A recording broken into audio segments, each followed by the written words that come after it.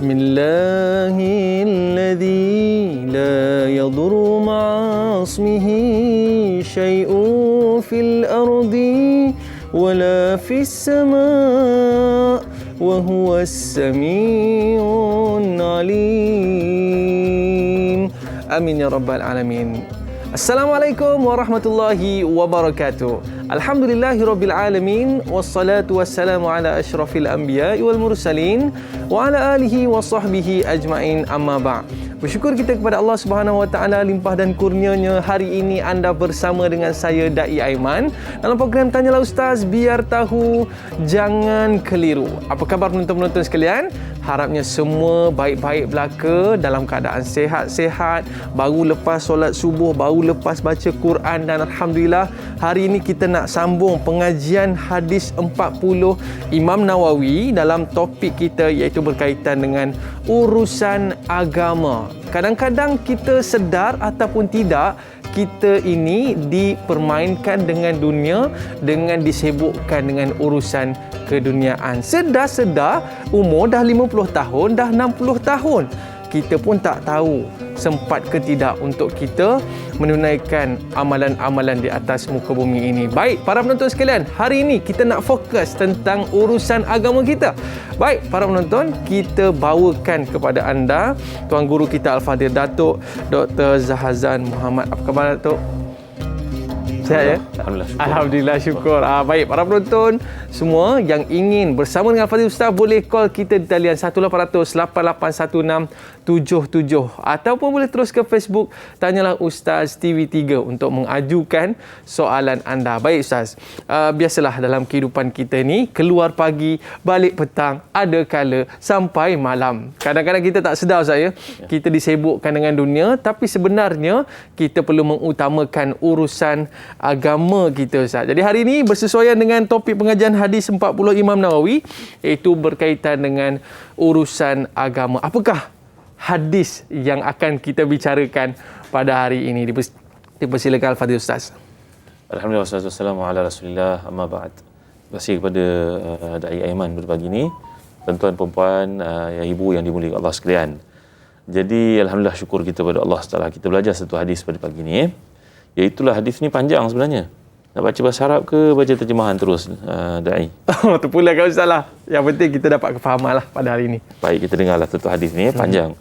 An Umar radhiyallahu anhu aidan qala bainama nahnu julusun inda Rasulillah sallallahu alaihi wasallam zata yawmin idh tala alaina rajulun shadid bayadi siyab shadidu sawadi sya'r la yura alaihi atharu safar wa la ya'rifuhu minna ahad hatta jalasa ila nabi sallallahu alaihi wasallam fa asnada rukbatayhi ila rukbatayhi ووضع كفيه على فخذيه وقال يا محمد أخبرني عن الإسلام فقال رسول الله صلى الله عليه وسلم الإسلام أن تشهد أن لا إله إلا الله وأن محمدا رسول الله وتقيم الصلاة وتؤتي الزكاة وتصوم رمضان وتحج البيت إن استطعت إليه سبيلا قال صدقت فعجبنا له يسأله ويصدقه قال فأخبرني عن الإيمان قال أن تؤمن بالله وملائكته وكتبه ورسله واليوم الآخر وتؤمن بالقدر خيره وشره قال صدقت قال فأخبرني عن الإحسان قال أن تعبد الله كأنك تراه فإن لم تكن تراه فإنه يراك قال فأخبرني عن الساعة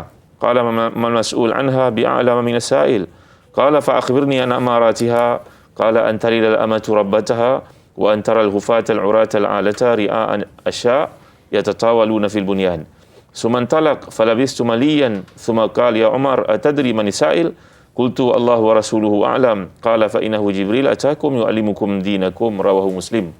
Hadis yang panjang iaitu cerita daripada Sayyidina Umar Khattab radhiyallahu an, bahawa pada satu hari kami sedang duduk di sisi Rasulullah sallallahu alaihi wasallam. Tiba-tiba muncullah seorang lelaki yang kelihatan asing pada kami. Pakaiannya putih, rambutnya hitam, kemas. Tak kelihatan langsung padanya tanda-tanda bahawa dia dalam perjalanan. Kan orang dalam perjalanan nampaknya mungkin pakaian kotor, mungkin tak terurus, mungkin baju kedut-kedut. Tetapi tidak. Dalam konteks ini, lelaki ini datang dalam keadaan sangat hebat penampilannya. Lalu dia duduk dekat dengan Rasulullah sallallahu alaihi wasallam sampai kedua lututnya bertemu dengan lutut Rasulullah sallallahu alaihi wasallam. Dia meletakkan tangannya dan berkata kepada Rasulullah, wahai Rasulullah sallallahu alaihi wasallam, beritahu kepada aku tentang Islam. Ya, maka Nabi SAW mengatakan bahawa Islam itu kamu bersaksi tiada Tuhan melainkan Allah dan Rasulullah merupakan utusannya, kamu dirikan salat, kamu menunaikan zakat, kamu berpuasa bulan Ramadan, kamu menunaikan ibadah haji. Ini 5 perkara yang dipanggil sebagai rukun Islam. Kemudian dia menjawab, betul, benar wahai Muhammad. Sekarang beritahu kepada kami bagaimana pula tentang iman. Kami merasa hairan. Dia bertanya, kemudian dia mengiyakan pula. Ya, kemudian lelaki yang kelihatan asing ini bertanya kepada Rasulullah tentang iman. Rasulullah menjawab sallallahu alaihi wasallam, iaitu beriman kepada Allah, beriman kepada para malaikat, beriman kepada kitab-kitabnya, rasul-rasulnya, dan juga hari akhirat, dan beriman kepada qada dan qadar. Ini 6 rukun iman yang kita pelajari. Ya. Kemudian dia berkata lagi, benar wahai Muhammad sallallahu alaihi wasallam. Sekarang beritahu kepada aku wahai Muhammad tentang ihsan.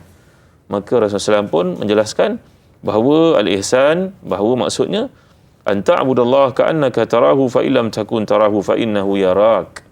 Ihsan itu kamu beribadah kepada Allah seolah-olah kamu melihat Allah. Kalau kamu tidak melihat Allah sekalipun, dia tetap melihat kamu. Jelas Nabi kita sallallahu alaihi wasallam. Maka lelaki ini bertanya lagi, beritahu kepada ku wahai Muhammad tentang kiamat. Maka jawapan Rasulullah SAW, tidaklah orang yang ditanyakan itu lebih tahu daripada yang menanyakannya. Ya, maka lelaki itu bertanya lagi kepada Rasulullah, apakah tanda-tandanya wahai Muhammad sallallahu alaihi wasallam? Maka Nabi pun menjawab, yang Nabi menjelaskan bahawa jika seorang perempuan, seorang hamba sahaya perempuan melahirkan tuannya sendiri, dan kau melihat orang yang telanjang kakinya, yang tidak memakai baju serta penggembala kambing berlumba-lumba membina bangunan-bangunan yang tinggi yang megah. Kemudian lelaki itu pun segera pergi. Aku pun terdiam, kata Sayyidina Umar Khattab radhiyallahu anhu, melihat gelagatnya peristiwa yang berlaku yang menyebabkan kami hairan itu. Maka Nabi pun bertanya kepadaku, wahai Umar, tahu tak kamu siapakah yang datang tadi? Jawapan Sayyidina Umar Khattab radhiyallahu anhu, wahai Rasulullah, Allah dan Rasulnya lebih memahami.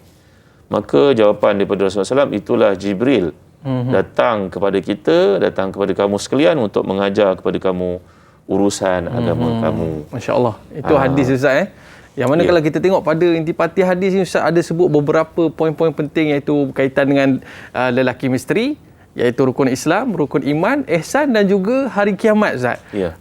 Mungkin ada mukadimah yang Ustaz nak sampaikan tentang hadis kita pada hari ini. Jadi hadis ini dikatakan oleh para ulama dalam perbincangan mereka, contohnya Qadhi Iyad, contohnya Imam Qurtubi, contohnya Imam An-Nawawi, contoh Ibn Rajab Al-Hambali. Saya bacakan sikit kenyataan mereka bahawa hadis ini mencakupi penjelasan semua perkara bersifat ibadah, sama ada yang zahir ataupun yang batin. Dan di antaranya juga menceritakan tentang ikatan keimanan kita dan pekerjaan anggota badan kita, keikhlasan kita, dan kewajipan kita menjaga iman ini tadi daripada perkara-perkara yang merosakkan. Kerana iman ini ditamsilkan oleh Allah dalam firman-Nya surah Ibrahim, alam tara kaifa daraballahu mathalan kalimatan tayyibatan ka syajaratin tayyibah asluha sabitun wa far'uha fis sama'. Jadi kata Syekh Qutb, seorang pentafsir Quran yang terkemuka, bahawa iman ini ibarat pokok. Pokok yang kita nampak luarannya itu, fizikalnya dengan batangnya, dahannya, rantingnya, daunnya, sebenarnya berpunca pada akar yang kukuh. Mustahil pokok yang tegap yang berada di depan kita itu mempunyai akar seperti akar lalang. Ini tidak mungkin. Maka pokok yang tegap ini adalah hasil daripada akar yang kukuh di bawahnya. Jadi bandingan akar itu adalah iman. Zahir yang kita nampak itu pada penampilan-penampilan batangnya, dahannya, ranting dan sebagainya, itu merupakan Islam. Amalan-amalan kita yang menterjemahkan diri kita sebagai orang beriman. Dan kemudian ada bunga pada pokok ini, itu akhlak. Dan kemudian ada buah, itu namanya taqwa, itu namanya ihsan lah. Masya Allah. Jadi kata para ulama dalam ulasan mereka terhadap hadis ini merupakan pokok daripada umul sunnah, umul ahadis. Maknanya digambarkan kat sini bahawa kata Imam Qurtubi sebagai contohnya, kerana ia merakumi banyak perkara yang merupakan teras Islam. Sebagaimana surah Al-Fatihah merupakan ibu kepada Al-Quran, maka hadis ini merupakan ibu kepada segala hadis. Kerana ia merungkaikan dalam kehidupan kita, memberi kefahaman kepada kita tentang asas-asas yang perlu ada, iaitu dari sudut akalnya, dari sudut rohnya, dari sudut jasmaninya. Tengok kan, kata Imam Syekh Muhammad Hassan Didu, ini merupakan khitab kepada roh, khitab kepada akal dan khitab kepada jasad. hadis ini merangkumi 3 komponen yang penting membentukkan diri seorang hamba kepada Allah SWT. Masya Allah. Ini kita dapat penjelasan berkaitan dengan hadis ini merupakan ibu kepada segala hadis. Siapa lelaki misteri itu, Ustaz? Mungkin Ustaz boleh ceritakan kenapa dia datang dan apa maksud tersirat di sebalik utusan Allah ke atas Nabi Muhammad SAW. Baik, para penonton, nak tahu cerita tentang lelaki misteri tersebut? Kita berehat seketika. Kembali selepas ini, tanyalah Ustaz biar tahu, jangan keliru.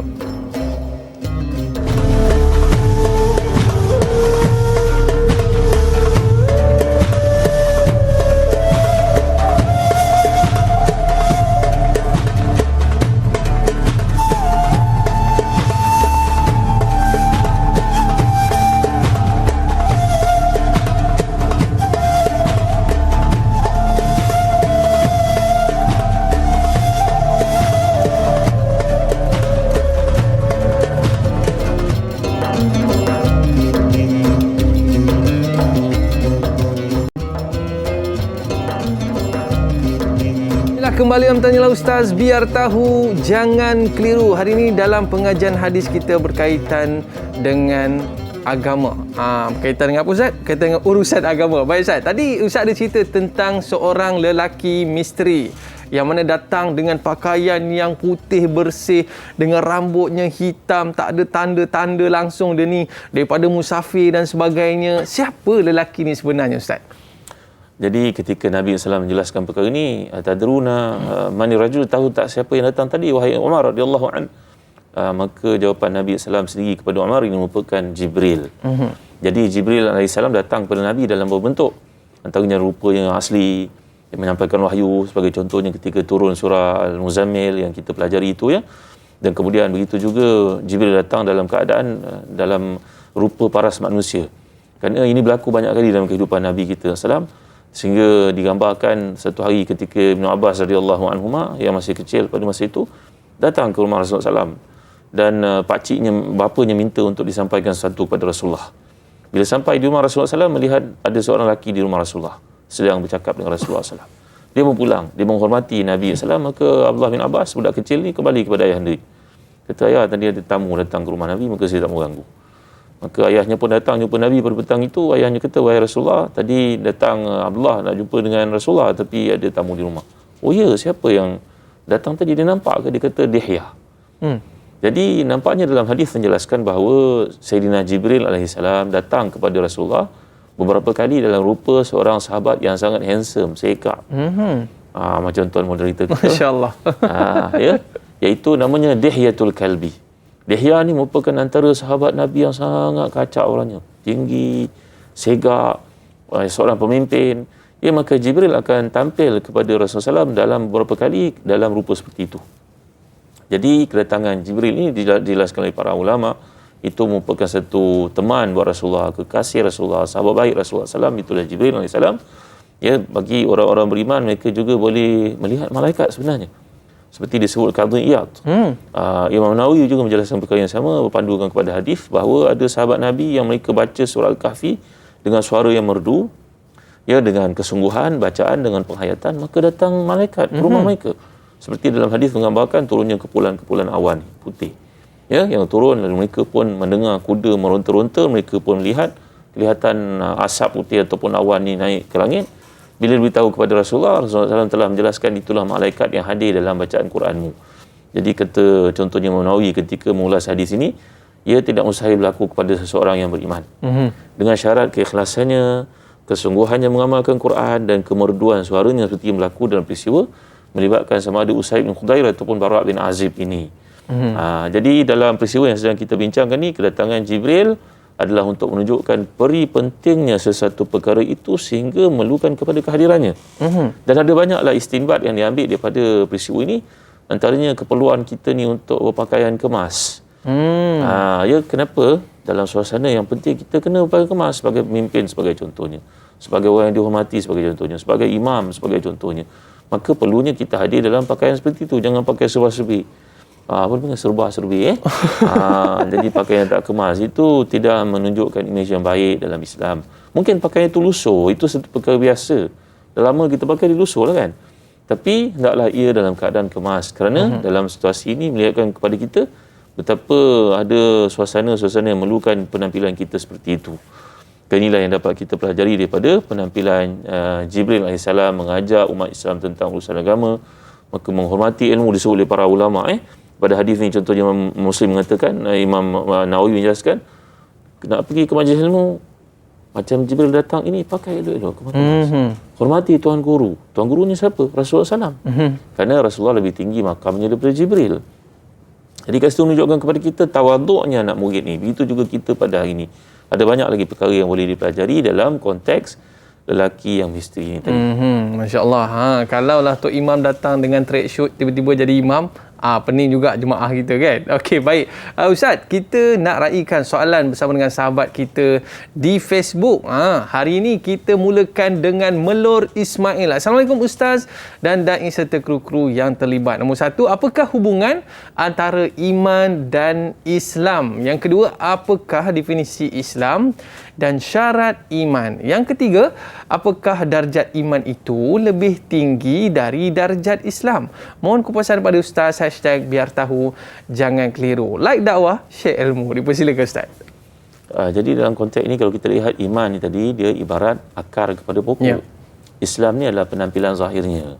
Jadi iman berada dalam hati. Kalau kita nak melihat, iman mempunyai kaitan sangat rapat dengan Islam. Sebab itu bila Allah jelaskan surah Al-Kahfi yang kita baca saban Jumaat, innahum fityatun amanu bi rabbihim wa zidnahum huda. Mereka merupakan anak-anak muda yang beriman kepada Allah dan kami tambah lagi hidayah untuk mereka. Kat sini menjelaskan kepada kita bahawa iman ini bertambah. Iman bertambah dengan sebab amalan Islam kita. Ya, maka hendaklah kita menyedari dalam kehidupan ni pokok itu tidak akan besar melainkan akarnya itu subur. Kalau akar itu diserang anak-anak, pokok itu akan menyembah bumi. Maka itu gambarannya kaitan di antara iman dengan Islam ini tak boleh dipisahkan sebenarnya. Kemudian kalau kita lihat takrif kepada Islam ini ataupun definisi kepadanya dan syarat kepada iman seperti soalan Melur ni tadi, ya, bahawa antara penjelasan yang menarik dikemukakan oleh tuan guru kami Syekh Dr. Muhammad Uqlah, ya, seorang ulama terkemuka di bumi Syam di Jordan, menceritakan bahawa menjelaskan perkataan Islam datang perkataan istislam. Istislam bermakna inqiyad, maknanya kepatuhan, maknanya satu penyerahan diri yang mutlak kepada Allah Taala. Kerana syiar orang beriman, la sami'na wa ta'ala, kami dengar, kami taat wahai Tuhan. Lepas tu kami nak fikir, tapi kami tetap mentaatimu. Sembahyang subuh 2 rakaat dah kami buat. Ya, maka itu namanya istislam lillahi bitauhid wal inqiyad lahu bitta'ah wal bara'a minasyirki wa ahli. Bahawa makna Islam ni tadi adalah kita menyerahkan diri sepenuh-penuhnya kepada Allah dengan sebab keesaan pentauhidan yang ada dalam diri kita dan menundukkan diri dengan sepenuh-penuhnya dalam ketaatan kepada Allah yang disertai dengan rasa rindu, rasa syukur, rasa suka, rasa seronok beribadah kepada Allah Taala tadi dan jauh daripada semua perbuatan syirik terhadapnya. Maka kalau kita lihat pula iman, penjelasan kepada iman makna tasdiq. Ya, tasdiq maknanya kita membenarkan dengan hati. Itu sebab dalam peristiwa yang berlaku kepada Sayyidina Ammar bin Yasir, dalam peristiwa ketika ayandanya dibunuh dengan kejam dan juga bondanya, iaitu Yasir dengan Sumayyah, maka lelaki yang beriman ini merasa takut dia dibunuh, dia apa-apakan, maka dia mengatakan kekafiran pada lisannya. Tapi hatinya tetap kepada keimanan. Lalu Allah turunkan ayat dari surah An-Nahl, illa man ukriha wa qalbuhu mutmainnun bil iman, iaitu seorang yang dipaksa untuk murtad tapi hatinya kekal dengan keimanan. Hati duduk iman dalam hati itu, hati tetap dengan keimanan, maka itu diampunkan oleh Allah Subhanahu Wa Taala. Jadi kaitan di antara iman dan Islam ni seperti yang boleh kita bayangkan tadi, ya, ibarat pokok. Kita nampak orang tu pergi ke masjid, tanda dia beriman itu. Kerana Islam itu dipamerkan dengan akhlak, dengan sikap dia pergi semayang, pergi haji, pergi umrah dan sebagainya. Itu menandakan dia beriman kepada Allah Taala. Kerana ukuran keimanannya hanya nampak dengan Islam itu, selebihnya kita serahkan kepada Allah SWT. Jadi dalam konteks yang ketiga soalan ni, apakah darjat iman lebih tinggi daripada darjat Islam? Bila dia sebut secara berasingan, ya. Tapi kalau disebut secara satu-satu, ia merujuk satu sama lain. Seperti pokok dengan akarnya tadi. Kita sebut pokok rambutan, mana ada akar kan kat situ. Tapi kalau disebut dalam satu ayat, kedua-duanya sekali memang merujuk kepada iman lebih tinggi daripada Islam. Buktinya apa? Buktinya Allah menjelaskan dalam surah Al-Hujurat ayat ke-14. Qalatil a'rabu amanna qul lam tu'minu walakin qulu aslamna walamma yadkhulul imanu fi qulubikum. Ketika golongan Arab Badui datang bertemu dengan Rasulullah SAW dan berkata, wahai Muhammad, wahai Rasulullah, kami beriman. Maka Allah menegur menurunkan ayat. Wahai Muhammad, kata pada mereka, kamu belum beriman. Kamu baru masuk Islam. Islam ni pintunya. Kamu baru mengetuk pintu, baru masuk, belum masuk lagi ke dalam, belum nampak lagi apa dalam bangunan ini. Maka Allah menegur dan mengatakan kepada Nabi kita, sampaikan kepada mereka, Muhammad, sebenarnya ayat kamu kurang tepat. Yang tepat katakan kami ini baru masuk Islam. Kami belum beriman lagi. Kerana iman satu benda yang bersifat hati, yang akan membantu kita untuk segala gerak kerja tu untuk mentaati Allah SWT selebihnya. Masya Allah, ini dia yang kita belajar daripada Fadil Ustaz. Yang pertama sekali, adab kita nak menuntut ilmu. Dan juga yang kedua, Ustaz dah ajar kita apa kaitannya iman dan juga Islam. Kita ada pemanggil talian, Ustaz, boleh kita raikan? Silakan. Kita bersama dengan Noraini Abdul Latif. Assalamualaikum. Warahmatullahi wabarakatuh. Okey, silakan. Okay, saya nak tanya satu soalan kepada Datuk. Okey, silakan. Soalannya ialah, adakah wajib untuk kita belajar ilmu tarikat, makrifat dan hakikat? Adakah itu dipanggil urusan agama? Saya Norini binti Abdul Latif pada Buntung, Ipoh, Perak. Saya akhiri dengan 2 rangkap pantun. Terlalu sibuk urusan dunia sampai tinggal bab agama. Itu saja. Assalamualaikum Datuk dan Daim. Terima kasih. Waalaikumsalam warahmatullahi wabarakatuh. Ustaz ada nak balas ke pantun tu? Belum jumpa ayat ni. Lepas ni Ustaz ya. Okey, baik. Adakah wajib Ustaz kita kena belajar ilmu tarikat, makrifat dan hakikat ni Ustaz? Ini adalah merupakan satu kerangka bagaimana kita nak beribadah kepada Allah SWT. Ya, jadi ini boleh kita rangkapkan dalam istilah maknanya tasawuf, ilmu tasawuf. Malam tadi saya menyemak ya, berjalan dalam dunia maya ni, saya bertemu dengan satu bicara yang sangat menarik oleh Syekh Hamzah Yusof. Beliau ni merupakan seorang international scholar daripada US yang mempunyai pandangan-pandangan yang sangat baik terhadap Islam. Untuk tuan-tuan lihat, ni seorang ulama sebenarnya. Jadi antara kajian dia menunjukkan bahawa dalam metod berfikir orang Islam ramai daripada zaman Andalusia dulu, Spain dulu ya, ketika orang Islam ada di sana, antara perkara yang menyerang mereka adalah memisahkan perkara yang namanya syariah dengan perkara yang namanya tasawuf ini. Ya, lalu ia mengakibatkan kehidupan manusia menjadi begitu kucak-kacir. Kalau mereka kata siapakah tokoh Islam dalam bab tasawuf yang terkemuka? Imam Al-Ghazali. Imam Ghazali merupakan seorang ahli usuli. Mana seorang yang sangat faham dalam usul fiqh. Sebab itu beliau mencadangkan supaya anak-anak kita dan juga semua Islam pada hari ini belajar usul fiqh walaupun mukadimahnya sahaja. Ya, Syekhuna Ustaz Fawaz ada sebuah buku kecil bertajuk Kuasa Usul Fiqh. Kuasai Usul Fiqh. Satu buku kecil yang penting untuk kita baca. Ya. Kerana dalam bab ini kita melihat bahawa bila ia terpisah, maka datanglah pandangan-pandangan yang tidak tepat terhadap Islam, kata Syekh Hamzah Yusof dan ramai lagi para ulama. Jadi nasihat saya kepada umat Islam yang ada di luar, kita kena belajar semua sekali. Ya, belajar tasawuf ini sebagai satu kerangka yang disebut dalam hadis tadi, anta'budallaha ka'annaka tarahu fa illam takun tarahu fa innahu yarak. Kamu beribadah kepada Allah ketika kamu merasakan, kamu menyedari Allah mati dengan kamu. Tapi sebelum daripada itu ada marhalah namanya belajar Islam dulu, belajar iman dulu, kemudian belajar ihsan. Kerangka seperti itu yang perlu kita tanam kepada umat Islam. Jangan terus melompat saja. Ya, jangan kita mana-mana masuk Islam daripada tingkapnya. Islam ni ada pintunya, ada kefahamannya. Kita melihat satu benda bukan dengan masuk daripada tingkap, lalu timbullah berbagai-bagai pandangan. Saya tidak menafikan ada di kalangan yang belajar tarikat ini yang bahawa dia menyebabkan dia beritizam dengan perkara-perkara kebaikan, wirid, doa dan sebagainya. Tapi jangan lupa kita ada syariah, kita ada usul, kita ada dari sudut amalan-amalan Islam ini. Kita kena belajar begitu binaan Islam, bukan dengan kita mengambil satu dan mengabaikan yang lain. Maka jadilah kita di kalangan orang yang kita bimbang. Kata ini dikatakan kepada Imam Malik, tapi mereka menyatakan bukan kata-kata Malik sebenarnya, iaitu man tafaqqaha wa lam tasawwaf wa lam yatasawwaf faqad tazandaq. Siapa yang masuk ilmu fiqh tapi tak ada tasawuf, nanti dia jadi orang zindik. Ya, kalau dia belajar ilmu tasawuf pula dia tak belajar ilmu fiqh, maka dia akan jadi orang yang sesat.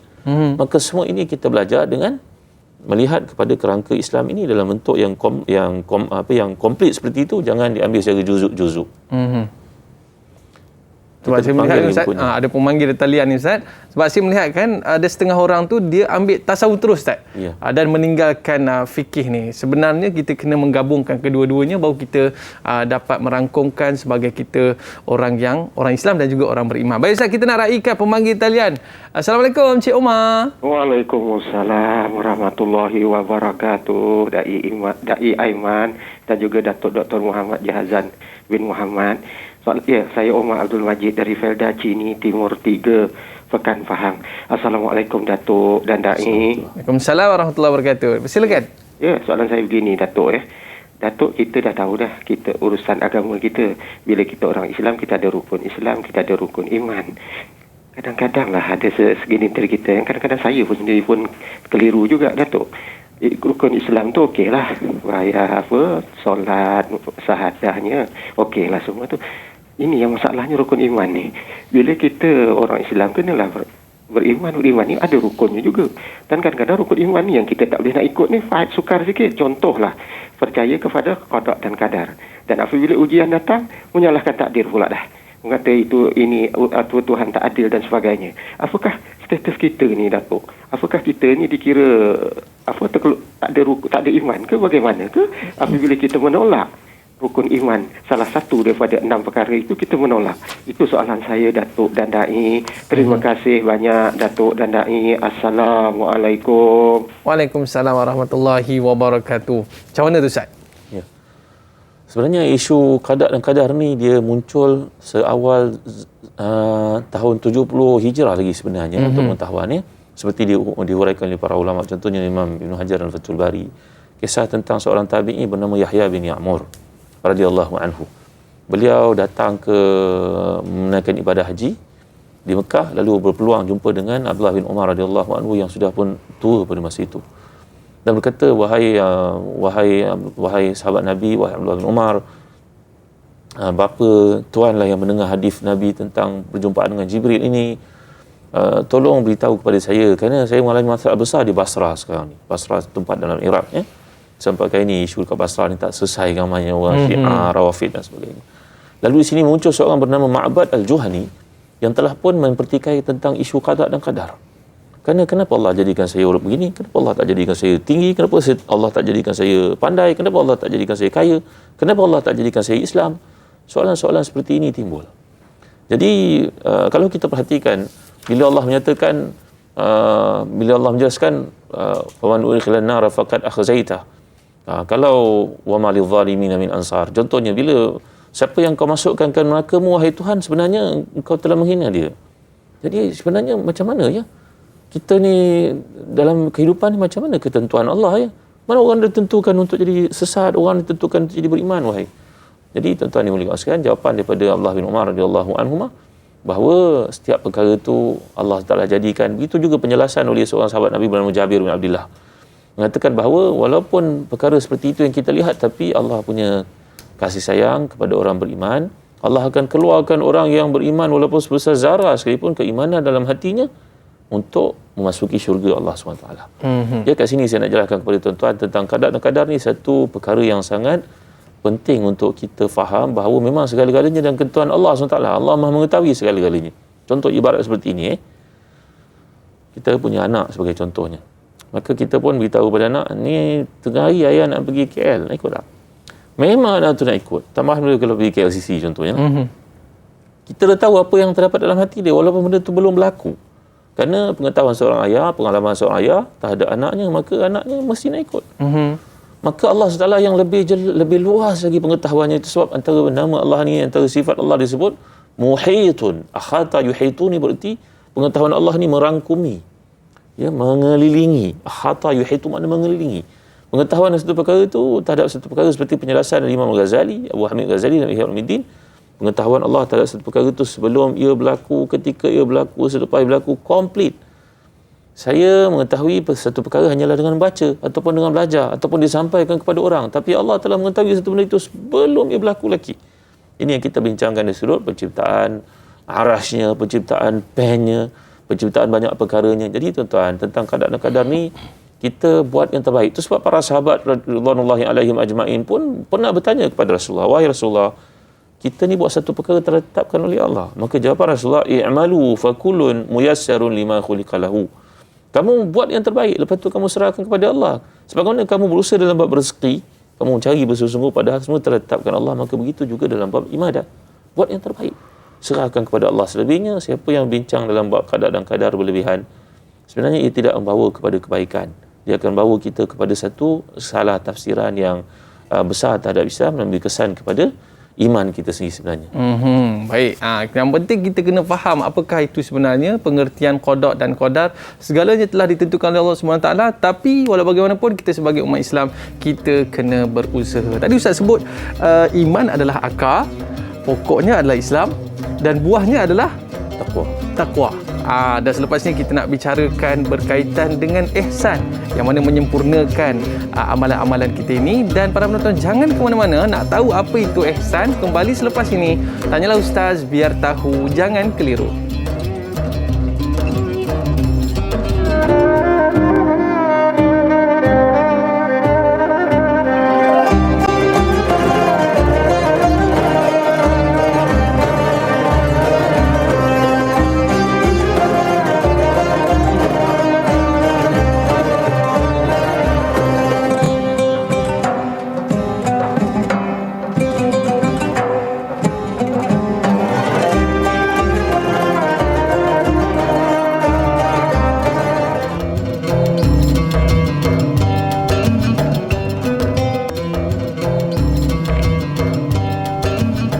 Alhamdulillah, kembali dalam Tanya Ustaz, biar tahu, jangan keliru. Terima kasih kepada para penonton yang terus setia bersama dengan kita pada hari ini dalam pengajian hadis urusan agama. Dan Al-Fadhil Ustaz, kita ada soalan bersama dengan sahabat kita pada hari ini, Al-Ali Ali.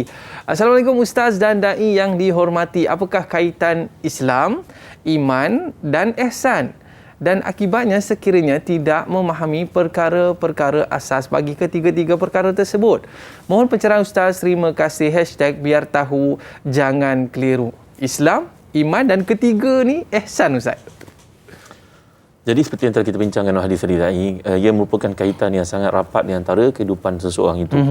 Yang umpamanya kalau kita belajar, kalau dari sudut sains yang kita perhatikan keliling kita daripada pokok ni tadi, alam tara kaifa daraballahu mathalan kalimatan tayyibatan ka syajaratin tayyibah asluha sabitun wa far'uha fis sama' tu'ti ukulaha kullahinin bi idzni rabbiha wa yadhribullahu al-amthala linnas. Contohnya, bahawa tidakkah kamu perhatikan sebatang pokok? Pokok ni punya akar, punya batang, punya dahan, ranting, daun, kemudian apa? Bunga. Kemudian buah. Jadi komponen yang empat ni, kita Syed Qutb sebagai contohnya, begitu juga guru kami Syekhuna almarhum Dr. Fadl Hasan Abbas, melihat kepada komponen ni, kalau engkau perhatikan betul-betul, itulah dia, begitu telitinya, rapinya Allah bawakan kepada kita bahawa kaitan di antara Islam, iman, Islam, ihsan. Iaitu pokok ni kalau kita tanam, umpamanya kita tanam pokok durian lah kan, tanam pokok, menunggu hasilnya, membajakan dia sampai dia besar, daunnya, kemudian timbul bunganya kadang-kadang pun tak melekat, kita pun sedia tengok Allah, banyak bunganya gugur, semua tak sebiji, menjadi buah durian. Jadi kalau kita bayangkan, begitulah dia keislaman yang perlu kita pelajari, kita perlu hayati. Iman ni tadi, dia menyebabkan kerangka iman ni ditunjukkan dengan amal salih yang kita lakukan.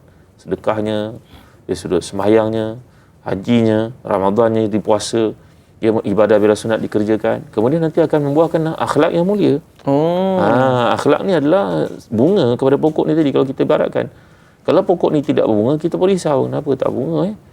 Batangnya cantik dah, tempatnya subur dah, kenapa terlebih baja contohnya. Jadi bunga itu memberikan kepada satu indikasi akan lahirnya buah.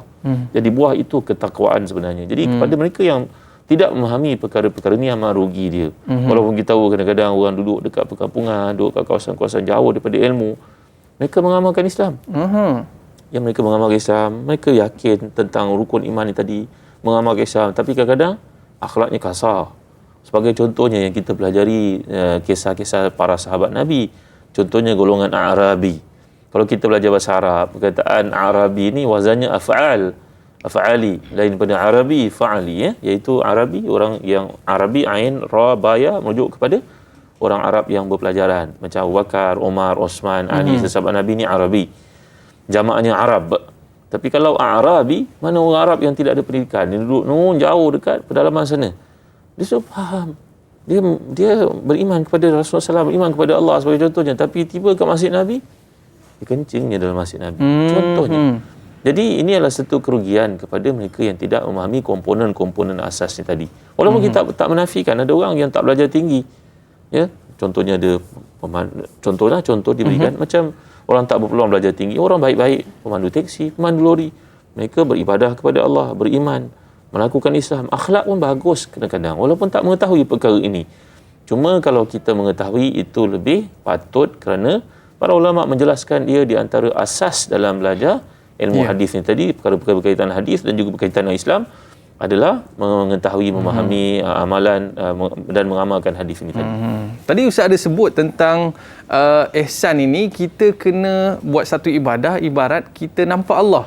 Tapi sebelum tu Ustaz, kita nak raikan pemanggil di talian dulu Ustaz. Ya, boleh silakan, ya? Kita bersama dengan Tuan Haji Tukinon. Assalamualaikum. Assalamualaikum Tuan Haji. Okey, kita belum dapat lagi Ustaz. Mungkin kita boleh jawab dulu soalan ni Ustaz. Apakah dah ada ke? Assalamualaikum Tuan Haji Tukinon. Waalaikumsalam. Jauh sangat tu. Dipersilakan. Okey. Okey, silakan. Baik, soalannya gini, Doktor dan Dai. Ya. Kita ni berkawan dengan lain-lain agama. Kristian ada, Hindu ada dan macam-macam lah. Jadi sekarang saya nak tanya Ustaz, boleh ke tidak kalau maknanya Kristian atau Hindu, dia melabur kita, dia ada anniversary lah, sambutan. Dia labur kita untuk datang ke gereja, ke tempat-tempat solat dia. Tapi kita datang-datang aja lah, labur atas jemputan dia. Maknanya kalau kita menolak ke ataupun kita boleh pergi ya Ustaz? Ambil pandangan Ustaz pagi ini. Terima kasih. Assalamualaikum. Assalamualaikum warahmatullahi wabarakatuh. Macam mana ni Ustaz? Boleh ke kita pergi? Ya, perkara yang disebut dalam Islam, contohnya soal mumtahanah, Allah jelaskan, la yanhakumullahu allazi lam yuqatilukum wa lam yukhrijukum an tabarruhum wa tuqsitu ilaihim. Allah tidak melarang kamu daripada melakukan perkara-perkara kebaikan kepada orang yang tidak memerangi kamu, tidak membunuh kamu, tidak menghalau kamu keluar daripada tempat kamu. Maka orang sedemikian boleh kita jalin hubungan dengan mereka dengan kadar yang telah ditentukan oleh syarak. Jangan berlebihan. Artinya dalam konteks perayaan agama sebagai contohnya, tidak. Kita buat baik pada mereka. Mereka beri makanan yang kita boleh makan, kita makan. Kita pun meraihkan mereka dengan beri apa-apa yang sepatutnya. Berakhlak, tunjukkan perkara yang terbaik. Jangan menganiaya mereka, jangan menipu mereka. Tunjukkan inilah Islam sebenarnya. Tapi selebihnya, kita tidak boleh buat perkara-perkara yang Allah tidak rida. Dan Allah menjelaskan dalam surah Zumar, in takfuru fa innallaha ghaniyyun ankum wa la yarda li ibadihi al-kufr wa in tashkuru yardahu lakum. Jadi dalam hidup ni ada batasan-batasan. Jadi perkara-perkara yang bersifat pergaulan, mungkin rakan sepejabat, mungkin mereka beri pada kita makanan atau kita beri pada mereka makanan atau kita jumpa dalam satu keramaian program, itu tidak menjadi halangan, itu tidak dihalang. Itu tidak dilarang dalam Islam. Yang dilarang bila kita buat satu perkara yang mengiktiraf perkara-perkara yang bersifat akidah mereka, ibadah mereka dan perkara-perkara bersifat kepercayaan mereka, ini tidak boleh. Ya. Okey, baik. Maknanya selagi mana kita tidak mensyirikkan Allah SWT, kita boleh buat baik kepada mereka dan kita berakhlak mulia. Baik Ustaz, tadi Ustaz ada sebut tentang pengertian ihsan ni, kita buat satu ibadah tu seolah-olah kita nampak Allah. Selepas ini, para penonton jangan ke mana-mana. Kembali selepas ini, Tanyalah Ustaz, biar tahu, jangan keliru.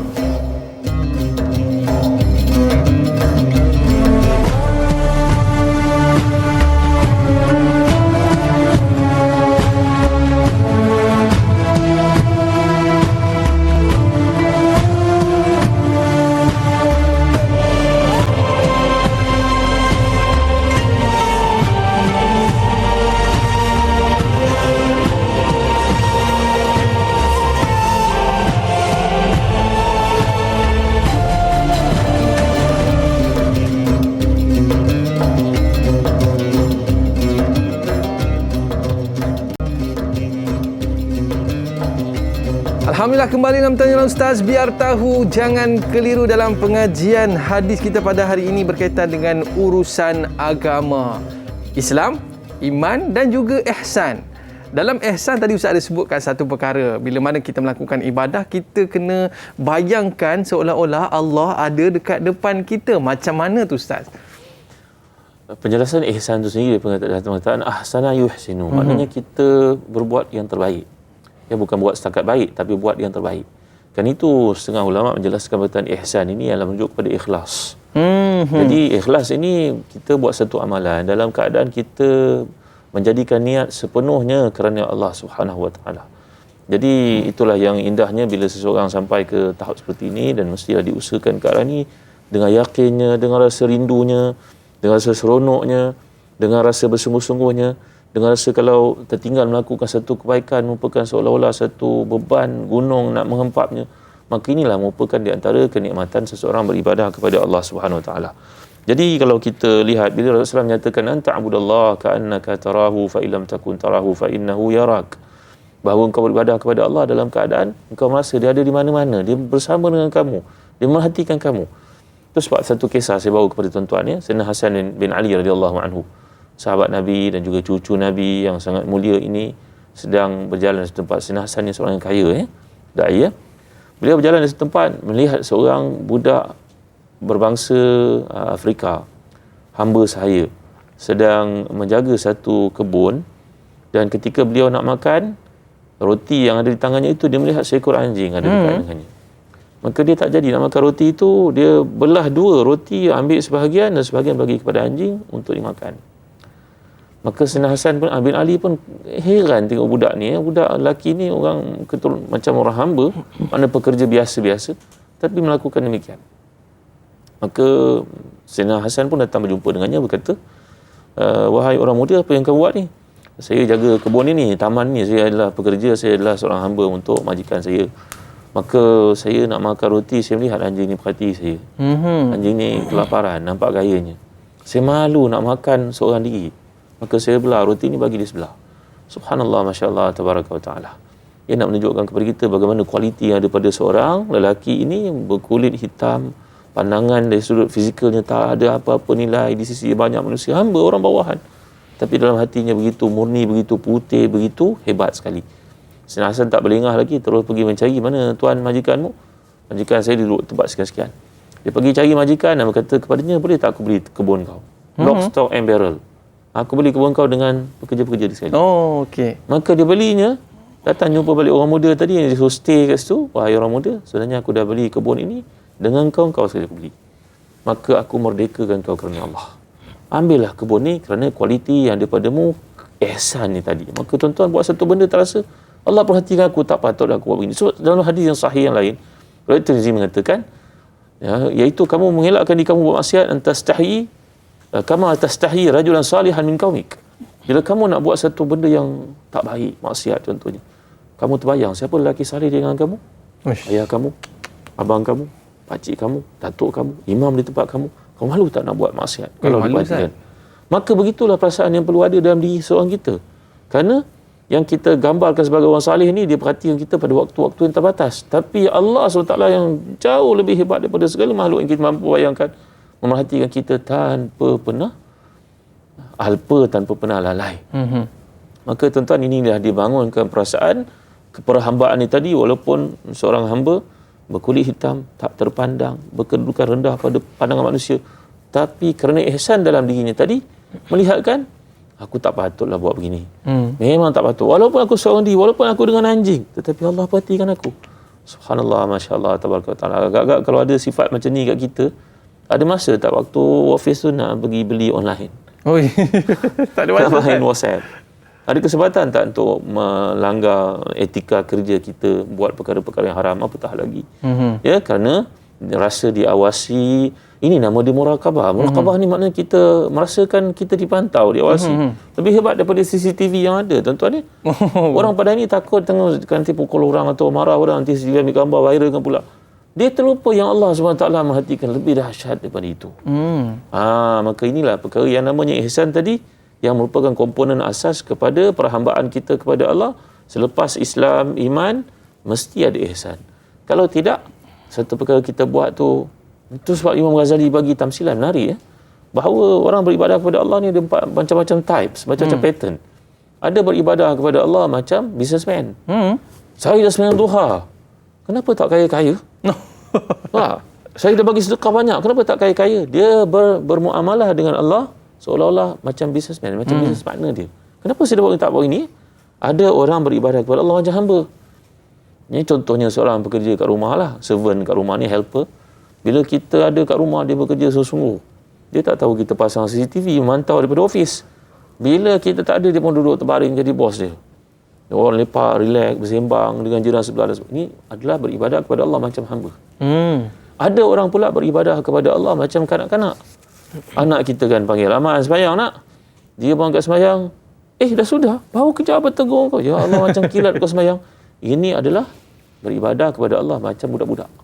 Kita nak yang keempat, tuan-tuan. Kita beribadah kepada Allah kerana disertai rasa rindu, bersungguh-sungguh, rasa malu, rasa memanglah aku tak patut kalau tak beribadah kepada Allah dalam keadaan dilimpahkan kepada aku macam-macam nikmat yang aku tak pernah terfikir dan aku minta semuanya diberikan. Maka inilah dia ibadah yang paling tinggi disertai dengan perasaan ihsan ini tadi. Maksudnya itulah pentingnya perasaan ihsan dalam diri kita. Apa saja yang kita lakukan, kita ada rasa ihsan dan mendekatkan diri kita kepada Allah Azza wa Jalla. Baik Ustaz, ada satu soalan yang menarik daripada Ruby Abu Bakar. Assalamualaikum Ustaz dan Da'i dan kru Tanyalah Ustaz. Baru-baru ini tular tentang Hari Agama Sedunia. Apakah itu boleh mengelirukan pada sesiapa yang membacanya? Mohon pencerahan Ustaz. Terima kasih Ustaz dan Da'i. #biar tahu, jangan keliru. Silakan Ustaz. Allah firman dalam surah Ali Imran, "Wa may yabtaghi ghayra al-islami dinan fala yuqbala minhu wa huwa fil akhirati minal khasirin." Bahawa siapa yang mencari selain daripada Islam, maka Allah tak akan terima daripadanya. Maka sebagai seorang Islam, kita menerima segala yang baik. Kita mengiktiraf kebaikan orang lain, tapi kita tidak mengiktiraf apa yang ada dalam akidah mereka. Bahawa Islam ini, kehidupan kita seperti digambarkan tadi, al-Islam, al-khudu', al-inqiyad, as-sam'u wa ta'atu. Kita mengikut segala ketetapan Allah SWT kerana Allah beritahu kepada kita inilah cara hidup yang diridha. Kebaikan orang kita tidak nafikan, tetapi akidah yang benar hanya Islam saja. Okey. Yang mana agama di sisi Allah itu adalah Islam. Baik, para penonton sekalian, kita ada pemanggil di talian bersama Tuan Haji Ismail. Assalamualaikum. Waalaikumsalam warahmatullahi wabarakatuh. Da'i dan Datuk. Persilakan Tuan Haji. Saya begini tanya Datuk. Bagaimana situasi urusan agama diterajui oleh orang yang bukan pakarnya? Adakah ianya boleh menyebabkan kekeliruan kepada masyarakat? Itu je soalan saya pagi ini. Terima kasih. Assalamualaikum warahmatullahi wabarakatuh. Waalaikumsalam warahmatullahi wabarakatuh. Silakan Ustaz. Jadi memang dalam Islam ini kita memberikan satu tanggungjawab itu kepada seseorang yang layak. Kerana hadis mengatakan idza usnil amru ila ghairi ahli fantazisa. Apabila satu perkara itu diberikan kepada orang yang tidak layak dan tidak memahami, maka dia akan mengakibatkan banyak kerosakan. Akan menyebabkan satu perkara yang mudarat kepada ramai orang. Maka dalam Islam sebenarnya memang pemberian satu perkara itu berdasarkan kepada keahlian, kemampuan, ya, kerana ia merupakan satu tanggungjawab sebenarnya. Okey, baik Ustaz. Kita ada soalan bersama dengan sahabat kita. Di Facebook ni ada nak tanya satu soalan. Boleh kita raikan Ustaz? Ya. Baik, soalannya adalah mengapakah ada setengah umat Nabi Muhammad SAW menolak ajaran agama Islam dan hadis Nabi Muhammad SAW, malah ada yang tidak mahu mengikuti amalan sunat Nabi Muhammad SAW. Mohon pencerahan Ustaz. Terima kasih Ustaz dan Da'i. Dipersilakan Ustaz. Ketika Sayyidina Umar Khattab radhiyallahu anhu duduk berehat, beliau berkata bahawa akan tiba satu masa nanti ada orang yang mengatakan apa yang ada dalam Quran ni kita ambil, lain daripada Quran ni kita tolak. Maka sebenarnya Nabi SAW telah menjelaskan kepada aku, kata Sayyidina Umar Khattab radhiyallahu anhu, ala ini utitul Quran wa mithlahu ma'ahu. Aku pernah diberikan kepada aku Al-Quran dan diberikan satu bersama dengan Al-Quran itu penjelasan, iaitu hadis Nabi SAW. Dan Allah sendiri telah menjelaskan wa ma yantiqu anil hawa in huwa illa wahyu yuha. Sungguhnya Muhammad SAW tidak mengatakan melainkan kebenaran, semuanya merupakan wahyu daripada Allah SWT. Jadi yang malang pada ini kalau ada segolongan segelintir manusia yang hanya menerima Al-Quran saja untuk diamalkan, nolak hadis. Tanya balik kepada orang seperti ini, kalau gitu kamu sembahyang tak? Jawab dia sembahyang kan? Sembahyang macam mana? Kau ikut apa dengan Quran tersebut? Macam mana baca Al-Fatihah ke? Ada sebut rukuk, ada sebut tasyahud, ada sebut? Tak ada sebut kan? Tak ada. Yang menjelaskan sembahyang itulah hadis. Kamu buat haji macam mana? Ada sebut dalam Quran. Cara pergi wukuf di Arafah dengan detail, bagaimana cara tawaf dengan sempurna berapa kali, ada sebut? Tak cuba sebut. Mana tempatnya? Ya, kita tidak akan bertemu penjelasan yang detail melainkan dalam hadis Nabi SAW. Maka golongan yang menerima Al-Quran saja menolak hadis merupakan golongan yang tersesat dan perlu membetulkan balik semula kehidupan mereka kalau mereka nak kekal sebagai seorang Islam. Okey, baik Ustaz. Kita ada pemanggil di talian bersama dengan Kak Yat. Assalamualaikum Kak. Waalaikumsalam Dai Aiman. Apa khabar? Baik, Alhamdulillah. Akak saya? Alhamdulillah Dai sakit tekak je sikit. Oh, sakit tekak pun nak tanya soalan juga ya? Silakan. Oh ya. Okey, dekat cakap dengan Ustaz. Silakan. Okay, Assalamualaikum Ustaz. Wassalamualaikum warahmatullahi wabarakatuh. Kak Yat nak tanya tentang kita ditegah untuk membuka aib seperti yang tular baru-baru ini. Macam mana kita nak menjaga niat supaya kita adakah kita dibenarkan menyebarkan aib untuk memberi pengajaran sedangkan kita tahu kita ditegah membuka aib. Dan ini juga berkaitan dengan hablum minallah dan hablum minannas. Dan juga Kak Yat nak tahu bagaimana untuk kita menjadikan syariat itu sebagai pembimbing iman pada kita Ustaz. Dan sunnatullah juga Ustaz. Itu saja soalan Kak Yat Ustaz. Terima kasih. Assalamualaikum. Waalaikumsalam warahmatullahi wabarakatuh. Silakan Ustaz. Kalau kita lihat ni merupakan hikmah sebenarnya. Ya, bagaimana Allah jelaskan bila menjelaskan tentang wa ma yu'til hikmata faqad utiya khairan katsira wa ma yadhakkaru illa ulul albab. Ini satu metodologi penting dalam dakwah. Iaitu kalau kita nak membetulkan seorang, alangkah baiknya kalau kita menegur dia secara bersendirian. Jangan apatah lagi kalau ditularkan amat memalukan, mengaibkan dia, keluarga dan sebagainya. Satu hari Sayyidina Umar Khattab radhiyallahu anhu menjadi imam di Madinah selepas kewafatan Abu Bakar As-Siddiq. Beliau menjadi khalifah. Maka Sayyidina Umar menjadi imam, pada masa itu semayang dan ketika hampir-hampir bagi salam, Sayyidina Umar terhidu bau yang sangat busuk. Menandakan ada di kalangan yang berada di saf yang dekat dengan baginda, mungkin saf pertama terkentut. Bau busuk itu merebak sampai kepada beliau. Dan beliau bagi salam dan menegur dengan marahnya. Siapa yang tidak menghormati masjid Rasulullah ni? Kau kentut, semayang tak sah. Bangun, pergi ambil uduk. Datanglah seorang sahabat Nabi yang mulia, namanya Jarir bin Abdullah Al-Bajali radhiyallahu anhu. Orang yang sangat handsome, segak. Dan Nabi pernah berkata, kalau nak lihat Nabi Yusuf, macam inilah rupanya. Jarir datang wisik kepada Sayyidina Umar dengan penuh adab dan sopan. Menghormati, ini ketua. Tuan Guru, Amirul Mukminin, alangkah baiknya kalau Tuan tidak menyatakan demikian. Tegur dengan baik, begini saya cadangkan. Nampaknya kita ada yang terbatal semayang, mari kita ambil uduk sesama dan semayang balik semula. Walaupun saya ada uduk, itu namanya tajdid uduk. Saya maknanya berapa pahala saya dapat, sedekah, tutup aib orang dan sebagainya. Maka Sayyidina Umar berkata, Masya Allah, hebatnya kau ya. Memang Rasulullah SAW menyatakan yang baik tentang kau ni wahai Jarir. Kau pemimpin, kau berakhlak, yang betul. Marilah, semua kita ambil uduk. Aku pun nak ambil uduk balik semula, lepas ni kita semayang balik semula. Siapa yang semayang yang sah tadi, Allah kira, yang ni Allah kira sebagai sedekah, sebagai sunat dan sebagainya. Saya nak bawa cerita ni tuan-tuan supaya kita dalam hidup ni menghormati orang lain. Orang punya maruah. Mungkin seseorang itu tersilap, tapi tak wajarlah untuk dibawa sedemikian rupa sampai ditonjolkan seolah tak ada kebaikan padanya. Ya, apatah lagi kalau orang itu orang muda, mungkin musnah masa depannya. Ada seorang bercerita ya. Cerita ni seorang ulama yang terkemuka di Syria. Namanya seorang Muhammad bin Ismail namanya. Beliau bercerita bahawa Syekh Ali Tantawi bercerita bahawa dia merupakan seorang ulama yang sangat hebat, kata-katanya menyerap dalam diri orang. Sangat hebat. Semua orang mendengar kuliahnya akan bertaubat kalau buat jahat. Memang hebat. Tapi dia tidak menulis walaupun sebuah buku. Lalu ditanya kepadanya, Tuan Guru, kenapa Tuan Guru tak tulis buku? Ya? Banyak Tuan Guru punya kata-kata ni masuk dalam hati kami, menyuntik semangat, mengubah gaya berfikir dan sebagainya. Maka beliau bercerita dengan penuh keberatan. Sebenarnya masa aku berbaya kamu dulu, kecil-kecil, muda-muda, aku cuba tulis sebuah buku berkaitan faraid. Faraid itu satu bab pesaka yang mana orang susah nak faham. Aku cuba tulis. Tiba-tiba bila tulisan aku tu diambil lain, disalin. Pada zaman itulah. Tak ada photostat dan sebagainya. Maka seorang daripada guru kami melihat, apa benda ni? Apa ni? Ini. Dicampaknya ke dalam api. Tulisan aku itu. Maka aku merasa sangat inferior sejak itu. Aku sangat malu. Sangat takut. Sangat rasa sedih. Sangat rasa macam tak percaya pada diri. Dengan sebab itu aku fikir tak payahlah aku tulis apa-apa lagi. Tuan-tuan, kita mungkin buat satu benda kita sangkakan memberi pengajaran pada orang. Tetapi apa implikasinya? Ingat ya dalam hadis mengatakan man satara musliman satarallahu fid dunya wal akhirah. Siapa yang tutup seseorang itu, maka Allah akan tutup aibnya dunia dan juga akhirat. Nafasa'an mu'min nafasallahu anhu kurbatan min kurbi yaumil akhirah. Siapa yang mudahkan untuk orang beriman, maka Allah akan mudahkan untuknya dunia dan akhirat. Jadi apa saja perkara yang hidup ni ingat.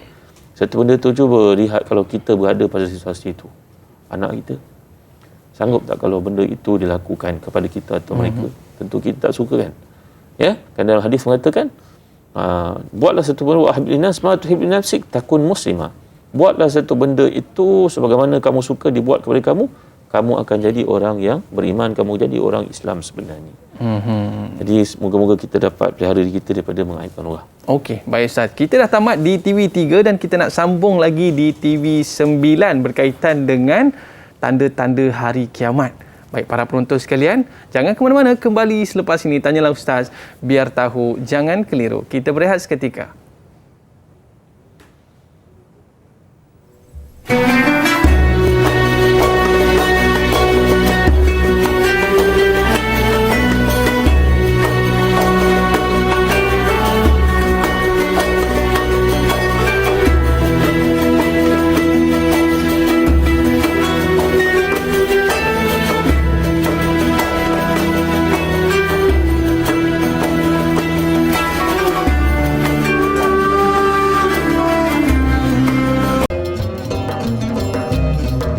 Alhamdulillah, kembali dalam Tanyalah Ustaz, biar tahu, jangan keliru. Terima kasih di atas kesetiaan anda bersama dengan kita pada hari ini dalam pengajian hadis berkaitan dengan urusan agama. Baik, para penonton sekalian, kita bersama Al-Fadhil Ustaz Dr. Zahzan pada hari ini. Ustaz, kita ada sahabat kita ada nak tanya satu soalan, nampak macam soalan matematik Ustaz. Boleh kita raikan? Ya. Baik. Kita bersama dengan Intan Zurina Abdul Razak. Formula matematik dunia 6 tolak 1 bersamaan dengan 5. Formula Islam berbeza. 6 tolak 1 kosong, rukun iman. 5 tolak 1 bersamaan dengan kosong, rukun Islam. Mengapakah penting buat seorang Islam memahami formula kesudahan sifat ini supaya tidak menyesal di hari pembalasan? Terima kasih atas pencerahan. Okey Ustaz, macam mana ni Ustaz? Ya, memang dalam Islam mengajar kita, ya ayyuhallazina amanu dukhulu fis silmi kaffah. Wahai orang-orang beriman, masuklah kamu ke dalam Islam sempurna. Tak boleh nak tinggal sikit pun. Cuma dalam penekanan rukun ni adalah perkara yang jadi utama, umpamanya salat. Kerana salat tu dianggap sebagai tiang seri. Tiang seri maknanya tiang paling utama. Kalau tak ada salat, maka robohlah binaan kemah ni tadi atau bangunan tadi. Maka perkara-perkara lain itu diwajibkan. Maknanya diwajibkan, dalam arti kata dituntut, tapi ada yang paling utama. Jadi dalam kaedah matematik yang letakkan ni memang penting untuk kita faham, tak boleh ambil sebahagian tinggal yang lain. Afatu'minuna bi ba'dil kitab wa takfuruna bi ba'd. Jangan ambil sebahagian, tinggalkan sebahagian. Yang mana kamu seronok, kamu ambil. Yang kamu tak seronok, kamu tinggalkan. Jadi Islam ini dia ibarat satu perkara yang sempurna. Cuma tuan-tuan, ada satu perkara lah berkaitan perkara ni yang juga sangat berkaitan dengan kehidupan kita pada hari ini. Kadang-kadang kita jangan labelkan orang, ya. Betul. Kerana dalam hadis yang sahih menceritakan ada dua orang bersahabat di kalangan Bani Israel. Seorang mempunyai peluang melakukan ketaatan. Seorang belum lagi dapat peluang untuk buat ketaatan. Kerana mungkin halangan-halangan tertentu dalam keluarganya. Ya, mungkin dalam keadaan isterinya tidak berhijab, mungkin amalan-amalan Islam tak seberapa. Hadis ini sangat penting untuk kita faham. Lalu yang banyak melakukan ketaatan ni seringkali menegur kawan baiknya. Kau ni bila nak berubah? Umur dah 40, berubahlah. Semayanglah, mari lagi masjid. Contoh ya tuan ya. Lama kawan tu kata, aku ni jangan pedulikan sangatlah. Kau buatlah hal kau. Tak, aku nak ingat kau sebab kau kawan aku. Aku beritahu kau masuk neraka besok tau. Tuan-tuan, perkataan dunia Allah marah tuan. Jangan kata pada orang begini. Lalu diceritakan dalam hadis Nabi ini, Nabi berkata perkara yang benar. Keduanya dimasukkan ke alam akhirat, mati. Maka yang buat taat banyak itu masuk neraka. Yang belum kelihatan ketaatan padanya itu masuk syurga. Apa jadi macam tu Ustaz? Kerana yang buat ketaatan itu merasakan bahawa rahmat Allah itu macam dia yang bagi-bagikan. Ya, ahum yaksimuna rahmatar rabbik. Adakah kau yang bagi-bagikan rahmat Allah SWT? Maka Allah bertanya padanya, apa hal yang kau ni pergi tetapkan orang masuk neraka? Engkau punya neraka ke? Engkau punya rahmat ke? Kenapa engkau overconfident sangat dalam buat satu kebaikan? Namanya maghrur. Ghurur ala yaghurrannakum billahil gharur. Ini maknanya penipuan, tertipu dengan diri sendiri. Jadi sedangkan yang melakukan maksiat ni tadi dalam hatinya sentiasa menyebut, diriku engkau ni buat maksiat, bila engkau nak berubah Bila engkau nak? Nafsul lawamah ni tadi, nafsu yang mengajak dan mencela, tapi kata nanti luar aku belum mampulah. Isteri aku masih macam ni, anak-anak aku. Jadi tuan-tuan dia boleh kau sekalian, balik pada soalan yang dikemukakan tadi, memang semua ini tuntut kita buat sekaligus. Tapi andai ada perkara-perkara yang kita masih belum lakukan, baik sangkalah kepada Allah, mintalah kepada Allah bantuan selalu. Sebab dalam hadis riwayat Ahmad, Nabi menganjurkan kepada sahabat yang mulia macam Muaz bin Jabal radhiyallahu anhu. Muaz yang terkenal dengan ketaatan ini pun diajar oleh Nabi lagi untuk berdoa. Saya yakin tuan-tuan kebanyakannya mengamalkannya.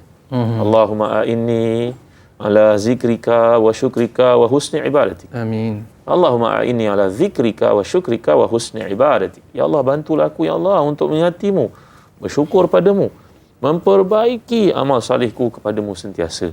Jadi tuan-tuan, anda kita masih ada kekurangan, masih ada lagi kelemahan. Dulu tak pergi haji.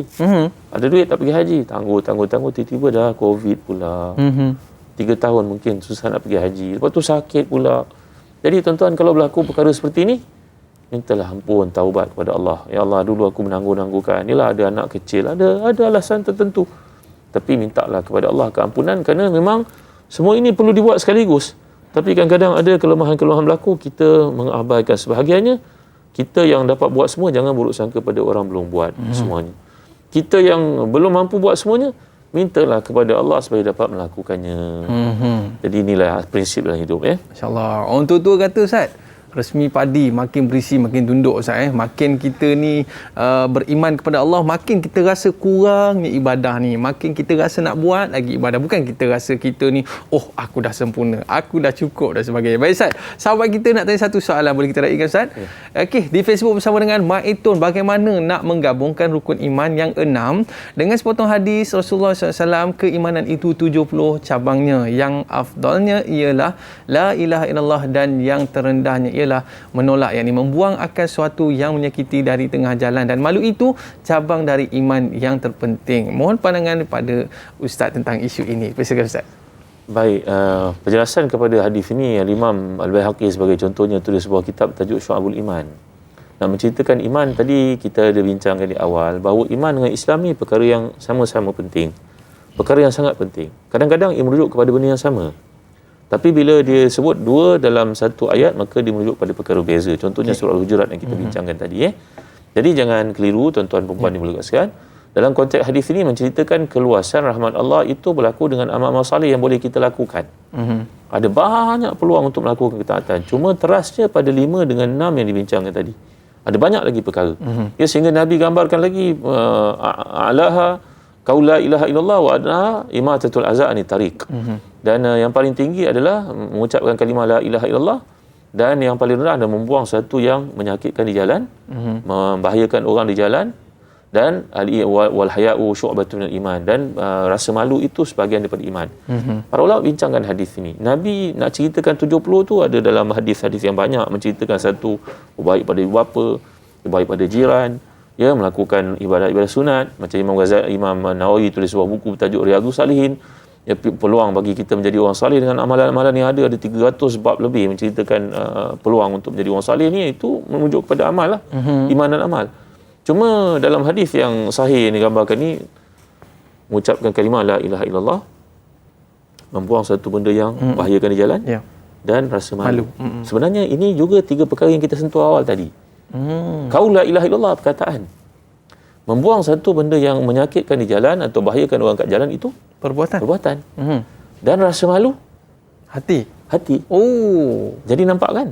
Ya, dari sudut qaulan, fi'lan wa qalban wa niyatan. Jadi perkara yang Islam ini mencakupi ketiga-tiga perkara. Berbeza daripada orang yang bukan orang Islam. Sebagai contohnya, kenapa dia menepati masa? Kerana ada wang kat situ. Kita menepati masa kerana ia akhlak, kerana ia ibadah, kerana ia suruhan daripada Allah.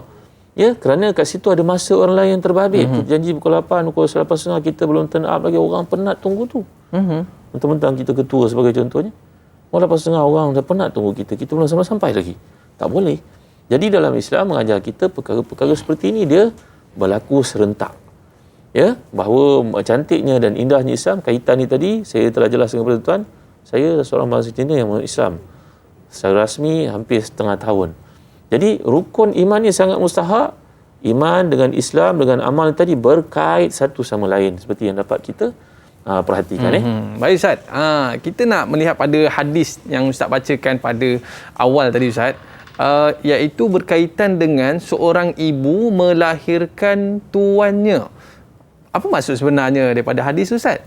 Ya, di sini kalau kita lihat dalam penjelasan para ulama, ada banyak maksud yang dikemukakan. Yang pertama sekali menceritakan tentang, kata mereka seperti contohnya Qadhi Iyad berkata ini merujuk kepada sikap tidak bertanggungjawab orang kemudian yang kemudian memerintahkan ibu sewenang-wenangnya. ibu susah payah mengandung, melahirkan, menyusukan. Tapi bila dia lahir, dia menyusahkan ibunya. Dia dibuat perkara-perkara yang tak baik untuk ibunya. Dia melihat ibunya itu sebagai hamba yang disuruh ataupun mengikut kepada apa-apa sahaja yang dia hendak. Jadi inilah di antara penjelasan yang digambarkan dalam hadis. Dan selain daripada itu, kalau kita lihat penjelasan para ulama lagi bahawa berkaitan dengan perkara ini tadi adalah banyaknya berlaku perkara-perkara perzinaan sebagai contohnya, sehingga menyebabkan seseorang itu pergi ke setempat dan melakukan buatan yang haram ini, sehingga melahirkan anak-anak yang akhirnya tidak berbapa, yang kehidupannya merupakan kehidupan yang kita boleh gambarkan bagaimana seseorang anak itu melakukan penganiayaan kepada ibu bapanya sendiri kerana dia memang anak luar nikah sebagai contoh. Maka ini juga satu maksud yang dikehendaki seperti yang dijelaskan oleh para ulama. Baik Ustaz, kita nak raikan soalan bersama dengan sahabat baru kita Ustaz, Rian Wong Yong Heng. Okey, soalannya, saya adalah seorang berbangsa Cina yang telah memelukki agama Islam secara rasmi selama hampir setengah tahun. Soalan saya adalah kenapa rukun iman adalah sangat mustahak bagi seorang Muslim untuk wajib mempercayainya, dan adakah iman kita akan dihakiskan sekiranya ada perasaan keliru terhadap rukun terbabit? Ada confuse sikit ni Ustaz. Baik, iman adalah satu perkara yang sifatnya dinamik, dia bertambah, dia sentiasa meningkat. Sepatutnya begitu. Kerana yang kita lihat dalam surah bila Allah gambarkan innamal mu'minuna allazina idza tuliyat alaihim ayatuhu zadatuhum imanan wa ala rabbihim yatawakkalun. Orang beriman ni sifatnya bila dibacakan Al-Quran tu rasa gemetar dalam dirinya, bertambah subur imannya. Dan tadi kita bacakan ayat pada surah Al-Kahfi, innahum fityatun amanu bi rabbihim wa zidnahum huda. Mereka merupakan golongan pemuda yang telah pun beriman kepada Allah dan berusaha bersungguh-sungguh untuk mengamalkan iman tadi. Kami tambahkan hidayah dalam hidup mereka. Jadi ini namanya mujahadah. Jadi saudara yang masuk Islam merupakan satu nikmat daripada Allah Taala. Allah pilih, Allah tentukan untuk kita kebaikan. Maka kita bertanggungjawab untuk menyuburkan keimanan ini tadi.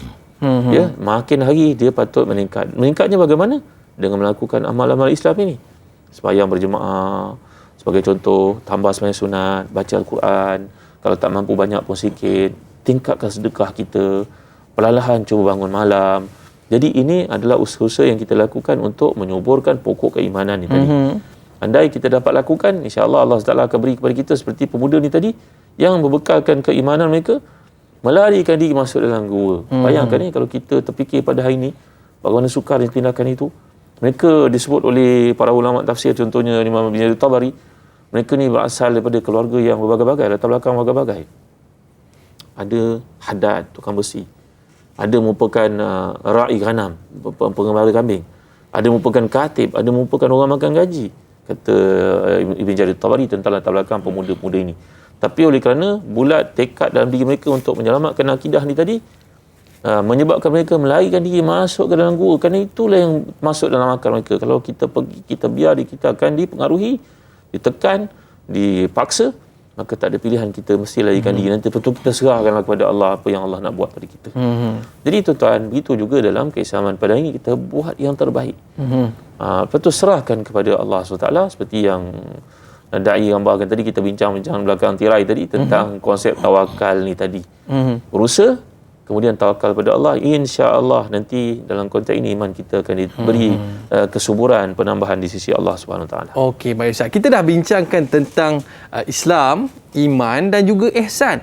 Dan ada lagi soalan dalam hadis tadi yang menceritakan tentang hari kiamat dan juga tanda-tandanya. Selepas ini kita berehat seketika Ustaz. Ya. Para penonton jangan ke mana-mana, kembali selepas ini Tanyalah Ustaz biar tahu, jangan keliru.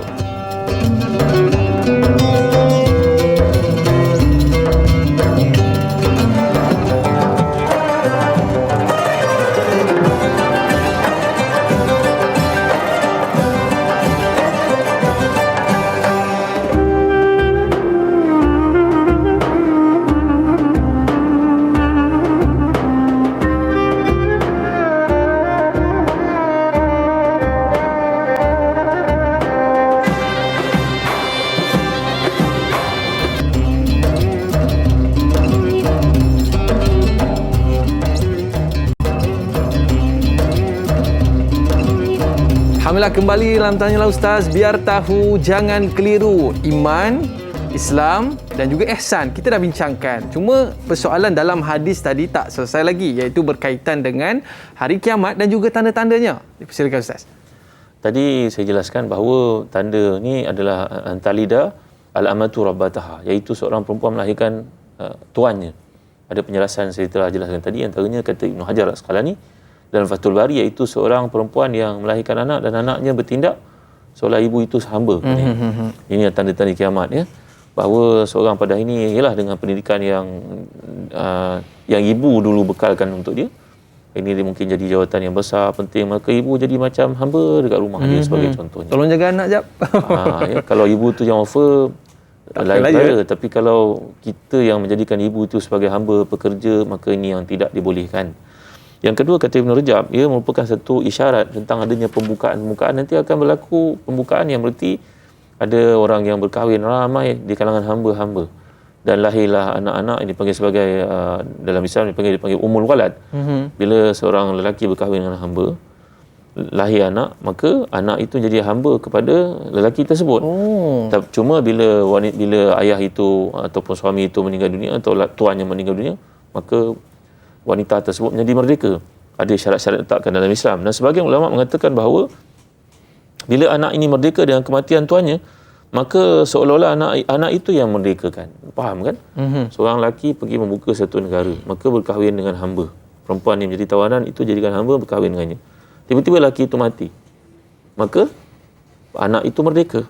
Maka dalam hadis mengatakan seolah-olah di sini, gambaran yang dikemukakan kat sini, anak itu menjadi merdeka dengan kematian tuannya, seolah anak itu yang memerdekakannya. Jadi gambaran kat sini bahawa anak itu menjadi bos kepada tuannya, bukan kepada ibunya saja, kepada bapanya sekali. Begitu juga kalau kita lihat lagi tanda kiamat yang digambarkan, bila orang-orang miskin, ria'ul ghanam, mana orang yang mengembala kambing. Kambing satu binatang yang kita gambarkan miskin sangatlah. Kalau orang melihara unta sebagai contohnya, berlaku dekat Timur Tengah, kat Dubai sebagai contohnya, seperti yang Da'i katakan dulu 50 tahun lalu, mereka bukan ada apa-apa pun. Yang mereka hanyalah pengembala unta, duduk di padang pasir, makan pun tak menentu, minum susu unta dan sebagainya. Tiba-tiba pada ini Allah limpahkan untuk mereka kekayaan, mereka mencabar Allah SWT. Kita tengok bagaimana bina-binaan yang tinggi dengan penuh kesombongan, dengan penuh sikap biadabnya. Ketika umat Islam semua dalam keadaan tertekan di Palestin, tiba-tiba mereka pula menjemput para Yahudi untuk datang, ya, dan membenarkan untuk pembinaan tempel-tempel yang terbesar di dunia di situ. Ini apa kerja ni, tuan-tuan? Ini satu sikap nak menunjukkan pemberontakan dan rasa aku. Jadi ini yang dimaksudkan dalam hadis Nabi SAW, akan tiba waktu engkau melihat orang dahulunya miskin, tak ada apa-apa, tiba-tiba pada ini menjadi orang kaya. Maka bila dalam keadaan seperti itu, dia tidak punya persiapan minda. Dari sudut akhlaknya tidak ada, dari sudut apanya tidak ada, kerana ia berasal daripada orang yang tidak berpendidikan, seperti orang-orang Badui yang kita gambarkan dalam hadis-hadis Nabi SAW itu. Tiba-tiba diberikannya ibarat tikus jatuh jatuh ke beras, apa istilahnya. Ya, maka dia menjadi sombong yang bukan kepalang. Maka ini yang dimaksudkan. Orang biasa-biasa tiba-tiba jadi pemimpin, harta pun jadi banyak, bina bangunan tinggi, mencabar Allah, sombong kepada hamba-hamba Allah. Tuan-tuan yang dimuliakan Allah sekalian, demikianlah sikap sebahagian daripada umat Islam yang lupa daratan. Hendaklah kita belajar dan selamatkan diri kita daripada perkara-perkara yang dibenci, dikecam, diancam oleh Allah Ta'ala dan Rasulnya SAW ini. Baik Ustaz. Dan bila kita melihatkan dalam hadis Ustaz, bahawa ditanyakan tentang hari kiamat ni Ustaz, seolah-olah satu pertanyaan yang mempunyai jawapan, tapi akhirnya tidak dijawab oleh baginda SAW. Kenapa Nabi tak jawab Ustaz? Kerana dalam ayat mengatakan memang aku tidak tahu tentang kiamat. Memang dalam konteks perkara-perkara yang Nabi tidak tahu, walau kuntu a'lamul ghaiba lastaksartu minal khair wa ma masani as-su. Kalau aku tahu perkara-perkara gaib, maka tentulah aku tidak akan disentuh oleh sebarang kesusahan. Ya, ayat ini pada surah Al-A'raf menceritakan tentang ada kaitan dengan kekalahan Nabi sebagai contoh di perang Uhud. Nabi tidak tahu umat Islam akan kalah. Nabi tidak tahu. Kalau tahu, tentu buat perancangan lain. Apatah lagi kiamat, tentulah Nabi tidak tahu lagi, Nabi kita SAW. Jadi bila tidak tahu, maka kita membuat persiapan kepada perkara tersebut. Macamlah kematian juga. Ya, seorang kawan kita meninggal dunia, tiba-tiba meninggal dunia, usia masih muda. persiapan pun tak pernah buat. Jadi maknanya begitulah dalam konteks akhirat pun Allah SWT tidak beritahu pada kita. Dikatakan oleh para ulama, Allah menyembunyikan dosa paling besar supaya kita mengelakkan diri kita daripada buat apa saja dosa. Allah menyembunyikan Lailatul Qadar supaya kita berusaha mendapatkannya, mencari pada malam-malam penghabisan. Jadi Allah SWT menyembunyikan perkara yang paling disuka supaya kita berusaha untuk buat ibadah semua. Allah menyembunyikan kiamat supaya kita buat persiapan menghadapinya. Allah menyembunyikan kematian supaya kita buat persiapan untuk kematian itu. Supaya kita ni memperbanyakkan ibadah kepada Allah SWT. Kalau dah tahu, memang duduk sajalah Ustaz ya.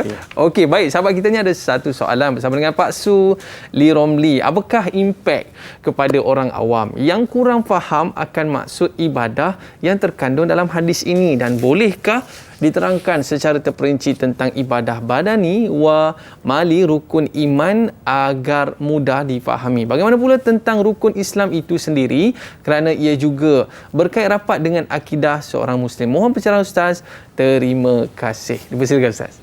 Ada ibadah yang bersifat badaniyah, ada ibadah bersifat maliyah. Badaniyah ni maksud mengeluarkan harta. Contohnya zakat. Ada bersifat badaniyah macam salat, memerlukan kita bangun, memerlukan kita sakit-sakit pun kena bangun, pagi-pagi mengantuk pun kena bangun, maka dipanggil badaniyah. Ada ibadah yang bersifat maliyah wa badaniyah. Harta dan juga badan memerlukannya sekali. Contohnya macam ibadah haji, ibadah umrah. Kita bukan saja keluarkan duit tapi juga perlu badan yang kuat untuk melaksanakannya. Maka inilah dipanggil sebagai ibadah yang terbahagi kepada badaniyah dan juga maliyah ataupun kedua-duanya sekali. Ini berkaitan dengan cara kita memahami ibadah. Kemudian bagaimanakah rukun Islam itu sendiri berkait rapat dengan akidah.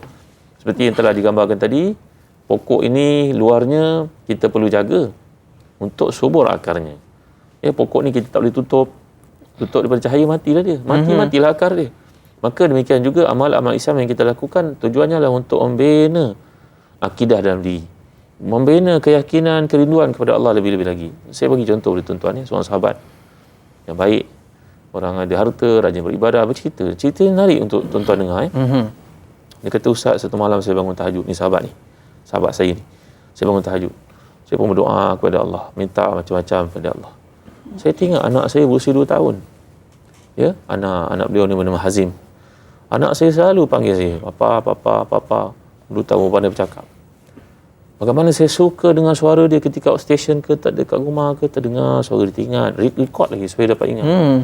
Tuan-tuan, begitulah Allah SWT, tuan-tuan. Allah lagi suka dengar permintaan kita. Betul, kata-kata ni betul. Sebab seorang ahli tafsir yang terkemuka, Al-Imam Mutawalli Sya'rawi bercerita, tuan-tuan punya anak kan, contohnya, kita ada anak kita belajar kat college, universiti dan sebagainya. Setiap bulan kita bagi dia duit. Nak ambil lah, 500 belanja contohlah. Nanti bulan depan dia datang lagi, apa khabar, abah okey tak, abah okey. Nampak duit lah, bagi 500. Boleh tak seorang tuan-tuan bayangkan, kita seorang bapa yang punya wang, dan anak belajar kat college, universiti, sebagainya, kita bagi duit. Nak ambil ni berapa, 500 kali dengan 12 bulan, 6,000 nak bagi 6,000. Ni duit kereta dia apa, 10,000 ambil. Jangan panggil ayah apa-apa lagi. Nak tak macam tu? Tak nak macam tu Ustaz? Tak nak tuan-tuan. Tuan-tuan bila dengar telefon anak tengah meeting tu pun, meeting penting ni. Tak dengar suara anak aku. Anak saya, betul tak?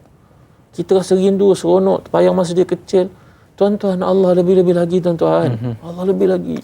Sebab itu dalam satu peristiwa ketika seorang perempuan mencari-cari anaknya yang hilang. Bayangkan ni satu peperangan berakhir.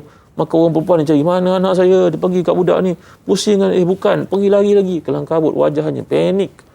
Tiba-tiba dia jumpa, Allah anakku. Dia peluk macam tu. Rasulullah bersabda pada para sahabat, agak-agak orang perempuan ni sanggup tak ambil anak dia campak ke dalam api tu? Tak sanggup Ustaz. Rasulullah takkanlah dia nak buat. Rasulullah dia cari siapa payah. Rasulullah, sahabat kata untuk pengetahuan aku, pertama kamu semua, Allah lebih cinta pada kamu lebih daripada ibu itu cinta pada anaknya. Maka tuan-tuan, begitulah dalam hidup ni. Kita buat yang sebaik mungkin. Minta kepada Allah. Cakap tanpa penat. Kalau manusia kita minta, dia boring, dia bosan dengan kita, dia fed up, lain kali tak mau jumpa dah. Kita datang rumah pun dia tak buka pintu. Kerana tahu ni mesti nak minta lah ni. Tapi dengan Allah sebaliknya tuan-tuan, lagi tuan-tuan minta, lagi dia suka lagi. Wasallazi babuhu la yughlaqu, dalam kata-kata penyair. Saya tak kerti penyair bahasa Melayu. Bantan bahasa Melayu. Wa bunayya hadama idza su'ila yaghdabu. Orang manusia ni kalau kita minta kepada dia, dia marah. Tapi pada Allah, lagi dia minta, lagi dia suka. Allah. Itulah dia konteks ibadah kepada Allah ni, kerukunan, ketertiban, kaitan satu sama lain. Okey Ustaz, mungkin ada sedikit kata-kata akhir pada Ustaz, nasihat kepada para penonton, pengajaran daripada hadis ini Ustaz. Tuan-tuan yang berkasihan, kita dalam hidup ni bila tak tahu masak, kita belajar masak. Bila kita tak tahu bisnes, kita masya-Allah ada ramai orang boleh mengajar kita bisnes, jadi jutawan dan sebagainya. Tuan-tuan, nak beribadah kepada Allah ni pun kena spend masa tuan-tuan. Belajar tuan-tuan, cari sumber. Sampai digambarkan Jibril datang daripada langit mana tuan-tuan, datang jumpa Rasulullah SAW untuk mencurahkan ilmu. Mana kat situ ada proses tuan-tuan. Ketika Allah mencipta Nabi Adam, maka Allah berfirman kepada Nabi Adam, wahai Adam, pergilah kepada malaikat dan ucapkan salam kepada mereka. Cara ucapkan salam begini, Assalamualaikum. Maka Nabi Adam pergi. Dalam hadis mengatakan pergi. Pergi makna apa? Mencari ilmu. Bukan duduk tengok dekat WhatsApp dapat ilmu. Tak boleh tuan-tuan. Kena belajar. Ini ada online dan sebagainya, belajar. Maka Nabi Adam pergi. Dalam gambar hadis itu pergi. Hadis Muslim. Sayyidina Adam AS pergi. Dan mengucapkan salam pada malaikat macam Allah ajar. Iaitu Assalamualaikum. Ayuhal malaikat. Malaikat menjawab. Waalaikumsalam warahmatullah. Malaikat menambah perkataan warahmatullah. Sebenarnya kena jawab Waalaikumsalam saja, tapi malaikat tambah warahmatullah. Maka Allah mengikrarkan kata-kata itu, menunjukkan ada proses. Dalam hidup kena belajar tuan-tuan. Jadi masak kek ada gurunya. Belajar nak jadi kaya ada gurunya, sifunya. Nak belajar Islam pun kena belajar tuan-tuan. Tak boleh tengok-tengok je, tak boleh baca-baca, kena belajar.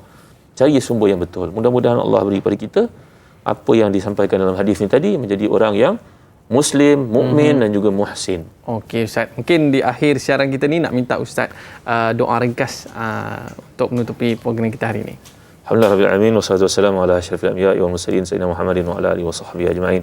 Allahumma ighfir lana dhunubana wa liwalidina warhamhum kama rabbawna shighara wa li jami'i shaykhina wa li jami'i ashabil huquq alaina minal muslimina wal muslimat wal mu'minina wal mu'minat bi rahmatika ya arhamar rahimin. Ya Allah, ampunkan dosa kami, bapa kami yang banyak jasa mereka kepada kami. Bantulah kami untuk mentaati mereka yang masih hidup, mendoakan untuk mereka yang telah pergi sentiasa, wahai Tuhan. Dan juga orang yang banyak berbaik pada kami, jasa mereka yang tak mampu kami balas, kami mengenang mereka dalam doa-doa kami agar diampunkan, beri keberkatan untuk mereka, wahai Tuhan. Allahumma a'inna ala zikrika wa syukrika wa husni ibadatik. Ya Allah, bantulah kami untuk mengingatimu, bersyukur padamu, membaiki amal saleh kami tanpa henti-henti kepadamu. Rabbana hab lana min azwajina wa dhurriyyatina qurrata a'yun waj'alna lil muttaqina imama. Rabbana atina fid dunya hasanah wa fil akhirati hasanah wa qina adzabannar. Wa sallallahu ala sayyidina Muhammad wa ala alihi wa sahbihi wa baraka wasallam. Walhamdulillahirabbil alamin. Amin amin ya rabbal alamin. Terima kasih Al-Ustaz atas penjelasan topik kita pada hari ini. Dan para penonton, esok hari kita ada topik fiqh, iaitu berkaitan dengan fiqh iddah bersama dengan moderator Dai Anas dan panel Ustaz Amran Yusof. Saya Dayman mohon maaf di atas terlanjur kata, terlajak bicara. Ada rezeki kita jumpa lagi. Ila liqa, ma'assalamah. Assalamualaikum warahmatullahi wabarakatuh. Jumpa lagi. Terima kasih Ustaz. Okay.